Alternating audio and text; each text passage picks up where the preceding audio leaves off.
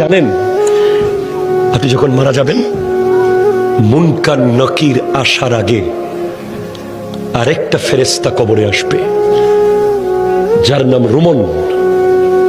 সে আপনাকে বসাবে, বলবে লেখো, উকতুব আমালাক, তোমার ৬০ বছর কি কি করেছো প্রত্যেকটা মুহূর্ত লিখে দাও।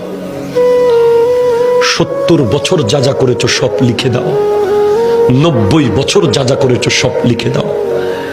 আপনি জীবনে একটা বাজারের লিস্ট লেখেন নাই, আপনি জীবনে একটা দোকানের হিসাব লেখেন নাই, আপনি ট্যালেন্ট ছাত্র ছিলেন, শুধু লিখতে বিরক্ত লাগে বলে আপনি ফার্স্ট ক্লাস পান নাই কলেজে, ইউনিভার্সিটিতে।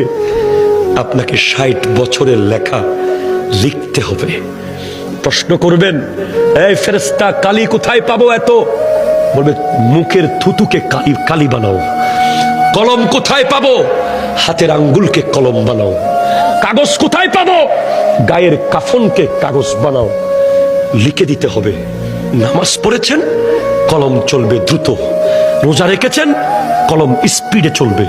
দান করেছেন, কলম স্পিডে চলবে। মা বাবার খিদমত করেছেন, কলম দ্রুত চলবে। সুদ খেয়েছেন, কলম চলবে না। ঘুষ খেয়েছেন, কলম চলবে না। জুলুম করেছেন, কলম চলবে না। মিথ্যা বলেছেন, কলম চলবে না। নাটক দেখেছেন, কলম চলবে না। বাটপারি করেছেন, কলম চলবে না। নামাজ পড়েন নাই, কলম চলবে না।